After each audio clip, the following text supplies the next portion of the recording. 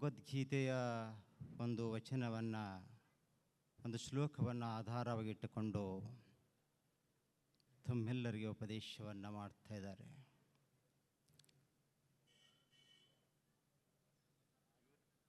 ಕೃಷ್ಣ ಹೇಳ್ತಾನ, ಚತುರ್ವಿಧ ಭಜಂತೆ ಮಾಂ ಜನ ಪರ್ಯುಪಾಸಂತೆ ಅರ್ಥೋ ಜಿಜ್ಞಾಸುರ ಅರ್ಥಾರ್ಥಿ ಜ್ಞಾನಿ ಚ ಭರತರ್ಷಭ. ಅಲ್ಲಿ ಅರ್ಜುನನಿಗೆ ಭರತರ್ಷಭ ಅಂಥೇಳಿ ಸಂಬೋಧನವನ್ನು ಮಾಡ್ತಾನೆ ಕೃಷ್ಣ. ಭರತರ್ಷಭ ಅಂದ್ರೆ ಭರತನ ವಂಶದಲ್ಲಿ ಹುಟ್ಟತಕ್ಕಂಥವ ಅಂತ ಒಂದು ಅರ್ಥದ. ಅಲ್ಲಿ ಭ ಅಂದ್ರೆ ಪರಮಾತ್ಮನೇ ಏವ ರಮತೆ ಸ ಭರತಃ. ಯಾರು ಪರಮಾತ್ಮನಲ್ಲಿ ರಮಮಾಣರಾಗಿರ್ತಾರೋ ಅಂಥವರಿಗೆ ಭರತ ಅಂತ ಕರೀತಾರ. ಅದಕ್ಕೆ ಪರಮಾತ್ಮನಲ್ಲಿ ರಮಮಾನವಾಗಿರ್ತಕ್ಕಂಥ ಭಕ್ತರ ಒಂದು ಮಾತನ್ನು ಹೇಳುವ ಸಲುವಾಗಿ ಅರ್ಜುನನಿಗೂ ಸಹಿತ ಭರತ ಅಂತ ಹೇಳಿದ ಕೃಷ್ಣ, ಸಂಬೋಧನೆಯನ್ನು ಮಾಡಿದ. ಅದರ ಭಕ್ತರಲ್ಲಿ 4 ಪ್ರಕಾರ ಭಕ್ತರನ್ನು ಹೇಳಿದರು. ಒಬ್ಬ ಒಬ್ಬ ಅರ್ಥಾರ್ಥಿ, ಒಬ್ಬ ಜಿಜ್ಞಾಸು, ಒಬ್ಬ ಜ್ಞಾನಿ ಅಂತ 4 ಪ್ರಕಾರದ ಭಕ್ತರನ್ನು ವಿಭಾಗ ಮಾಡಿದರು.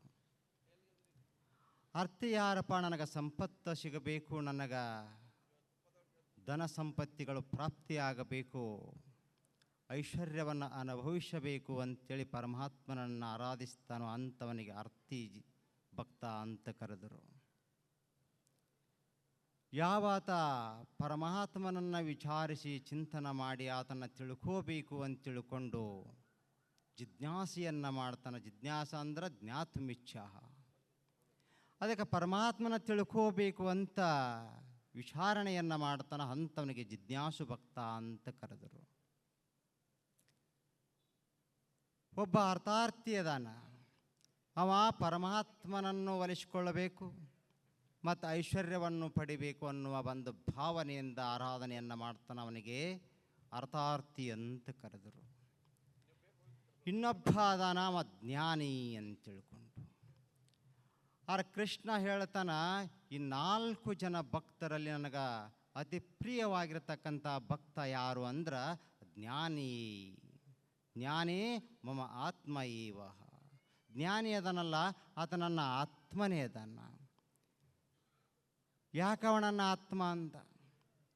ಯಾಕಂದ್ರೆ ಜ್ಞಾನಿಯ ಭಾವನೆ ಹೆಂಗಿರ್ತದಂದ್ರೆ ಎಷ್ಟು ಸರ್ವಾಣಿ ಭೂತಾನಿ ಆತ್ಮನ್ನೇವ ಅನುಪಶ್ಯತಿ. ಜ್ಞಾನಿ ಭಾವನೆ ಏನಾಗ್ಯದ, ಜ್ಞಾನಿಯ ವೃತ್ತಿ ಏನಾಗ್ಯದ, ಎಲ್ಲದರಲ್ಲಿಯೂ ಪರಮಾತ್ಮನನ್ನು ನೋಡುವ ಒಂದು ವೃತ್ತಿ ಬೆಳೆದದ ಆತನಲ್ಲಿ. ಅವ ಪರಮಾತ್ಮನನ್ನು ಎಲ್ಲರಲ್ಲಿ ನೋಡ್ತಾನ.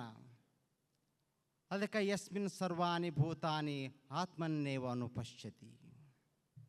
ಎಲ್ಲ ಭೂತಾದಿಗಳಲ್ಲಿ ತನ್ನನ್ನು ನೋಡ್ತಾನ, ತನ್ನಲ್ಲಿ ಎಲ್ಲ ಭೂತಾದಿಗಳನ್ನು ನೋಡ್ತಾನ. ಅದಕ್ಕೆ ಪರಮಾತ್ಮನನ್ನು ಹಿಂಗೆ ಅನನ್ಯವಾಗಿ ಪ್ರೀತಿಸತಕ್ಕಂಥ ಭಕ್ತ ಒಬ್ಬ ಜ್ಞಾನಿ ಅದಾನ. ಅದಕ್ಕೆ ಮಾನ್ಯ ವಿಷಯ ಇಟ್ಟಿದ್ರು, ಅನನ್ಯ ಚಿಂತೆಯಂತೋ ಮಾಂ ಏ ಜನ ಪರ್ಯುಪಾಸಂತೆ. ಅಲ್ಲಿಯೂ ಸಹಿತ ಅನನ್ಯವಾಗಿ ಅಂದ್ರೆ ಪರಮಾತ್ಮನನ್ನು ಭಿನ್ನವಾಗಿ ಆತ ಭಜಿಸೋದಿಲ್ಲ, ಪರಮಾತ್ಮನ ಸ್ವರೂಪವಾಗಿ ಭಜಿಸ್ತಾನ. ಅಂಥವನಿಗೆ ಜ್ಞಾನಿ ಅಂತ ಕರೀತಾರ. ಆ ಜ್ಞಾನಿ ನನಗೆ ಅತಿ ಪ್ರಿಯನದಾನ. ಅದಕ್ಕೆ ಇಲ್ಲಿ ಭಕ್ತನಾದವ ಆ ಪರಮಾತ್ಮನನ್ನು ಅನನ್ಯವಾಗಿ ಪ್ರೀತಿಸ್ತಾನಲ್ಲ, ಅಂಥ ಭಕ್ತ ಪರಮಾತ್ಮನಿಗೆ ಪ್ರಿಯನಾಗ್ತಾನ. ಉಳಿದ ಭಕ್ತರು ಪರಮಾತ್ಮನಿಗೆ ಪ್ರಿಯರಾಗೋದಿಲ್ಲ. ಅದಕ್ಕೆ ಪರಮಾತ್ಮನಿಗೆ ನಾವು ಪ್ರಿಯ ಆಗಬೇಕಾಗಿತ್ತು ಅಂದರೆ ಏನು ಮಾಡಬೇಕು ಅಂದ್ರೆ ನಾವು ಸಾಧನೆಯನ್ನು ಮಾಡಬೇಕಾಗ್ತದೆ. ನಮ್ಮ ಮನಸ್ಸು ಆ ಕಡೆಗೆ ಈ ಕಡೆಗೆ ಹರಿದು ಹೋಗ್ತಿರ್ತದೆ. ಅದನ್ನು ಆತ್ಮನಲ್ಲಿ ನಿಲ್ಲಿಸಿ ಮೊದಲು ನಾವು ಪರಮಾತ್ಮನ ಸ್ವರೂಪ ಅಂತ ತಿಳ್ಕೋಬೇಕಾಗ್ತದೆ. ಅದಕ್ಕೆ ಯಥೋ ನಿಶ್ಚರತಿ ಮನಶ್ಚಂಚಲ ಮಸ್ತಿರಂ ತಥೋ ನಿಯಮ್ಯೇತದ್ ಆತ್ಮನ್ನೇವ ವಶಂ ನಯೇತ್.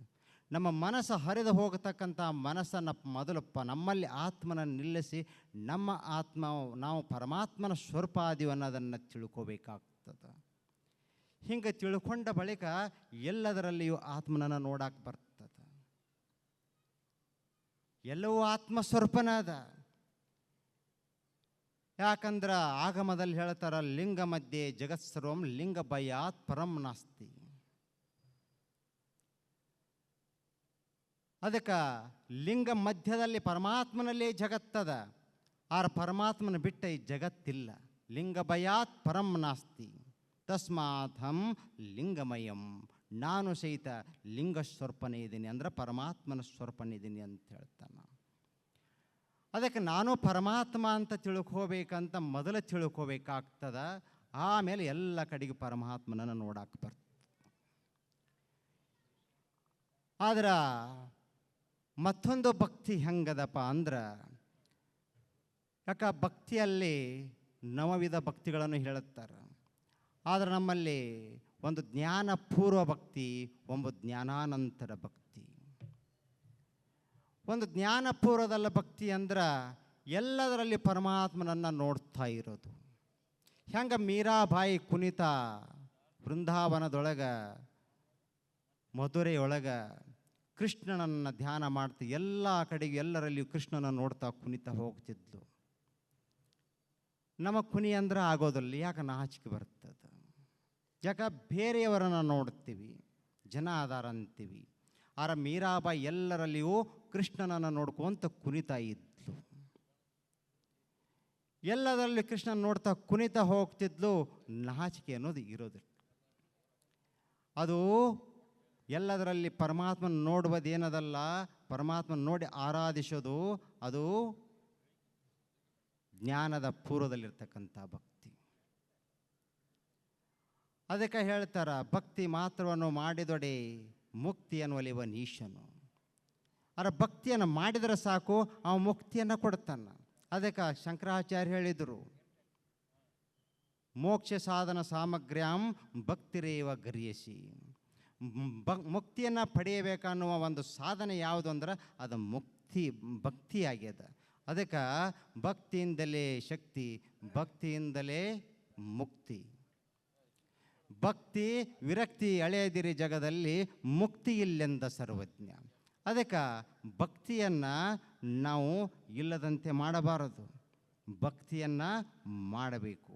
ಹೆಂಗೆ ಮಾಡಬೇಕಪ್ಪ? ಎಲ್ಲದರಲ್ಲಿ ಪರಮಾತ್ಮನನ್ನು ನೋಡುವ ಒಂದು ಭಕ್ತಿಯನ್ನು ಮಾಡಬೇಕು. ಎಲ್ಲದರಲ್ಲಿ ನೋಡ್ತಾ ನೋಡ್ತಾ ಒಂದು ದಿವಸ ಏನಾಗ್ತದ, ಎಲ್ಲವೂ ತಾನೂ ಪರಮಾತ್ಮನಾಗ್ತಾನೆ, ಎಲ್ಲವೂ ಪರಮಾತ್ಮ ಆಗಿ ಕಾಣಿಸ್ತದ. ಅದಕ್ಕೆ ಸರ್ವವೆಲ್ಲವನ್ನು ಚಿದಾತ್ಮಗಂಡು ಸರ್ವ ಸಮತ್ವದಿಂದಿರೇ ಭಕ್ತಿ ಅಂತಂದರು. ಅದಕ್ಕೆ ಎಲ್ಲದರಲ್ಲಿ ಪರಮಾತ್ಮನ ನೋಡ್ತಾ ಹೋದಂಗ ಸರ್ವವೂ ಎಲ್ಲವೂ ಪರಮಾತ್ಮನ ರೂಪನೇ ಕಾಣಿಸಕತ್ತದ. ಅದಕ್ಕೆ ಈಶಾವಾಸ್ಯಮಿದಂ ಸರ್ವಂ ಯತ್ಕಿಂಚ ಜಗತ್ಯಾಂ ಜಗತ್ ಅಂತ ಹೇಳಿದರು. ಎಲ್ಲವೂ ಈಶ್ವರನ ಸ್ವರೂಪ ಕಾಣಿಸ್ತದ, ಈಶ್ವರನನ್ನು ಬಿಟ್ಟ ಬೇರೆ ಏನೂ ಕಾಣಿಸೋದಿಲ್ಲ. ಇದಕ್ಕೆ ಜ್ಞಾನಾನಂತರ ಭಕ್ತಿ ಅಂತ ಕರೀತಾರೆ. ಅದಕ್ಕೆ ಎಲ್ಲದರಲ್ಲೂ ಎತ್ತರ ಎತ್ತರ ಮನೋಯಾತಿ ತತ್ರ ತತ್ರ ಬ್ರಹ್ಮದರ್ಶನ ಅನ್ನುವಂತೆ ಎಲ್ಲೆಲ್ಲಿ ಮನಸ್ಸು ಹೋಗ್ತದ ಅಲ್ಲೆಲ್ಲವೂ ಪರಮಾತ್ಮನೇ ಕಾಣಿಸ್ತಾನ. ತನ್ನಲ್ಲಿಯೂ ಪರಮಾತ್ಮ, ಹೊರಗೆಲ್ಲವೂ ಪರಮಾತ್ಮ, ಪರಮಾತ್ಮನನ್ನು ಬಿಟ್ಟು ಏನೂ ಕಾಣಿಸೋದಿಲ್ಲ. ಸರ್ವಂ ಖಲು ಇದಂ ಬ್ರಹ್ಮ. ಅದಕ್ಕೆ ಎಲ್ಲವೂ ಬ್ರಹ್ಮ ಸ್ವರೂಪವೇ ಕಾಣಿಸ್ತದ ವಿನಃ ಮತ್ತೊಂದು ಆತನಿಗೆ ಕಾಣಿಸೋದಿಲ್ಲ. ಅಲ್ಲೇ ಪಶು ಪಕ್ಷಿ ಪ್ರಾಣಿಗಳು ಮನುಷ್ಯರು ಇವು ಸಹಿತ ಭೇದಗಳ ಹೊರಟು ಹೋಗ್ತವ. ಅದಕ್ಕೆ ಕೃಷ್ಣ ಇನ್ನೊಂದು ಕಡೆ ಹೇಳ್ತಾನ, ವಿದ್ಯಾ ವಿನಯ ಸಂಪನ್ನೆ ಬ್ರಾಹ್ಮಣೇ ಗವಿಹಸ್ತಿನಿ ಸುನಿ ಚೈವ ಸ್ವಪಾಕೆ ಚ ಪಂಡಿತ ಸಮದರ್ಶಿನಃ.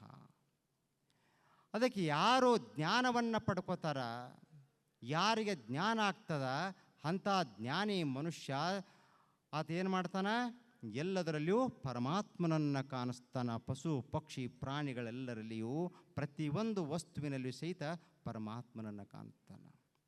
ಅದಕ್ಕೆ ಯಸ್ಮಿನ್ ಯಸ್ತು ಸರ್ವಾಣಿ ಭೂತಾನಿ ಆತ್ಮನ್ನೇವ ಅನುಪಶ್ಯತಿ. ಅದಕ್ಕೆಲ್ಲ ಭೂತಾದಿಗಳಲ್ಲೂ ಆತ್ಮನ ನೋಡ್ತಾನೆ, ತನ್ನಲ್ಲಿಯೂ ಆತ್ಮನನ್ನು ನೋಡುತ್ತಾನೆ. ತನ್ನನ್ನು ಎಲ್ಲದರಲ್ಲಿ ನೋಡ್ತಾನೆ, ಎಲ್ಲವನ್ನ ತನ್ನಲ್ಲಿ ನೋಡುತ್ತಾನೆ.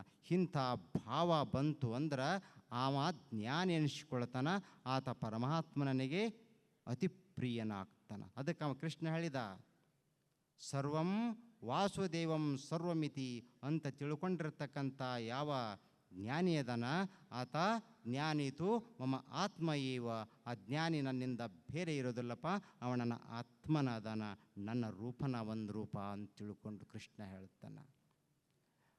ಅದಕ್ಕೆ ನಾವು ಅಂಥ ಸತ್ಯ ವಸ್ತುವಿನ ಅರಿವನ್ನು ಮಾಡ್ಕೋಬೇಕು ಆಗಿತ್ತಂದ್ರೆ ಗುರುಗಳಿಗೆ ಶರಣಾಗತರಾಗಿ ಆ ಸತ್ಯ ವಸ್ತುವನ್ನು ಅರಿವು ಮಾಡ್ಕೋಬೇಕು. ಅದಕ್ಕೆ ಗೀತೆಯೊಳಗೂ ಹೇಳಿದರು, ಉಪನಿಷತ್ತದೊಳಗೂ ಹೇಳಿದರು, ತದ್ವಿದ್ದಿ ಪ್ರಣಿಪಾತೇನ ಪರಿಪ್ರಶ್ನೇನ ಸೇವಯ ಉಪದೇಕ್ಷಂತೆ ತೇ ಜ್ಞಾನಂ ಜ್ಞಾನಿನ ತತ್ವದರ್ಶಿನ. ಅದಕ್ಕೆ ನೀ ಏನು ಮಾಡು ಅಂದ್ರೆ ಅಂಥ ಜ್ಞಾನವನ್ನು ಪಡ್ಕೋಬೇಕಾಗಿತ್ತು ಅಂದ್ರೆ ಗುರುಗಳಿಗೆ ಹೋಗಿ ನೀವು ಶರಣಾಗತನಾಗು. ಶರಣಾಗತನಾದ ಬಳಿಕ ಗುರುಗಳು ನಿನಗೆ ಉಪದೇಶವನ್ನು ಮಾಡ್ತಾರೆ. ತದ್ವಿದ್ದಿ ಪ್ರಣಿಪಾತೇನ ಪರಿಪ್ರಶ್ನೇನ ಸೇವಯ ಉಪದೇಕ್ಷಂತೆ ತೇ ಜ್ಞಾನಂ ಜ್ಞಾನಿನ ತತ್ವದರ್ಶಿನ. ಯಾರು ಆ ಆತ್ಮವನ್ನು ಅನುಭವಿಸ್ಯಾರ, ಪರಮ ವಸ್ತುವಿನ ಜ್ಞಾನ ಯಾರಿಗಾಗಿದೆಯೋ, ಸ್ವಾತ್ಮ ಸಾಕ್ಷಾತ್ಕಾರ ಯಾರಿಗಾಗಿದೆಯೋ ಅಂಥ ಜ್ಞಾನಿಗಳು ನಿಮಗೂ ಆ ಅನುಭವವನ್ನು ಕೊಡುತ್ತಾರೆ, ಅಂಥ ಜ್ಞಾನವನ್ನು ಉಪದೇಶ ಮಾಡುತ್ತಾರೆ. ಅದಕ್ಕೆ ಆಗಮದಲ್ಲಿ ಹೇಳ್ತಾರೆ,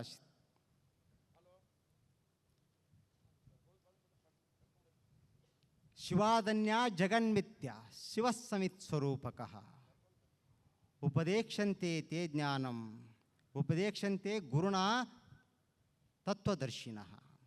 ಅಲ್ಲಿ ಗುರುಗಳು ಏನು ಮಾಡ್ತಾರಂತ, ಯಾರು ಶಿಷ್ಯರು ಆ ಥರ ಗುರುಗಳಿಗೆ ಶರಣಾಗತನಾಗ್ಯಾರ ಅವರು ಉಪದೇಶ ಮಾಡಬೇಕಲ್ಲ. ಉಪದೇಶಂತೆ ತೇ ಜ್ಞಾನಂ, ಆ ಜ್ಞಾನ ಯಾವುದು ಅಂದ್ರೆ ಶಿವಸಮಿತ್ ಸ್ವರೂಪಕಃ. ಶಿವಾದನ್ಯ ಜಗನ್ಮಿಥ್ಯ, ಶಿವನಿಂದ ಭಿನ್ನವಾಗಿರತಕ್ಕಂಥದ್ದೇನಂತ ನಾವು ತಿಳ್ಕೊಂಡ್ವಿ ಅದೆಲ್ಲ ಮಿಥ್ಯ ಅನ್ನಿಸ್ತದೆ. ಅದಕ್ಕೆ ಇಲ್ಲಿ ಶಿವನಿಂದ ಭಿನ್ನ ಯಾವುದೂ ಇಲ್ಲ. ಎಲ್ಲವೂ ಶಿವನ ರೂಪ ಆದ ಬಳಿಕ, ಎಲ್ಲವೂ ಲಿಂಗ ಮಧ್ಯೆ ಜಗತ್ಸ್ವರೂಪದ ಬಳಿಕ ಎಲ್ಲವೂ ಶಿವರೂಪದ, ಎಲ್ಲವೂ ಲಿಂಗರೂಪದ, ಎಲ್ಲವೂ ಬ್ರಹ್ಮರೂಪದ. ಬ್ರಹ್ಮನಿಂದ ಬೇರೆ ಮತ್ತೊಂದಿಲ್ಲ. ಮತ್ತಿದೆಲ್ಲ ಜಗತ್ತು ಕಾಣಿಸ್ತದಲ್ಲ ಅಂತಂದ್ರೆ ಇದು ಇವರ್ತದ, ಭ್ರಾಂತಿಯಿಂದ ಕಾಣಿಸ್ತದ ವಿನಃ ಇದು ವಾಸ್ತವಿಕವಾಗಿ ಇದು ಇರೋದಿಲ್ಲ. ಅದಕ್ಕೆ ಉದಾಹರಣೆ ಕೊಡ್ತಾರೆ, ಗಗನ ಪುಷ್ಪಾದಿಗಳನ್ನು ಕೊಡ್ತಾರೆ, ಮೃಗಜಲ ಕೊಡ್ತಾರೆ. ಗಗನದಲ್ಲಿ ಪುಷ್ಪಗಳ ಕಾಣಿಸ್ತವ, ಅಲ್ಲಿ ಪುಷ್ಪಗಳಿರೋದಿಲ್ಲ. ಹಾಗಾಗಿ ಜಗತ್ತು ಕಾಣಿಸ್ತದ, ಆದರೆ ಜಗತ್ತು ವಾಸ್ತವಿಕವಾಗಿಲ್ಲ.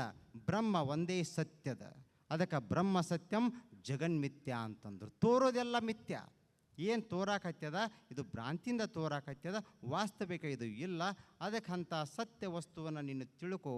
ಅದಕ್ಕೆ ಅಂಥ ಜ್ಞಾನವನ್ನು ನೀನು ಪಡ್ಕೊಂಡು ಅಂದ್ರೆ ಆ ಪರಮಾತ್ಮನ ಸ್ವರೂಪನೇ ಆಗ್ತಿ, ಆ ಪರಮಾತ್ಮನಿಗೆ ಅತಿ ಸಮೀಪನಾಗ್ತಿ, ಅಂದ್ರೆ ಅವನ ಆತ್ಮವೇ ನೀನಾಗ್ತಿ ಅನ್ನುವ ಒಂದು ಮಾತನ್ನು ಹೇಳ್ತಾ ನನ್ನೆರಡು ಮಾತುಗಳನ್ನು ಸದ್ಗುಣ ಚರಣಾಲಯ ಅರ್ಪಿಸಿ ಸಮಾಪ್ತಿ ಮಾಡ್ತೀನಿ.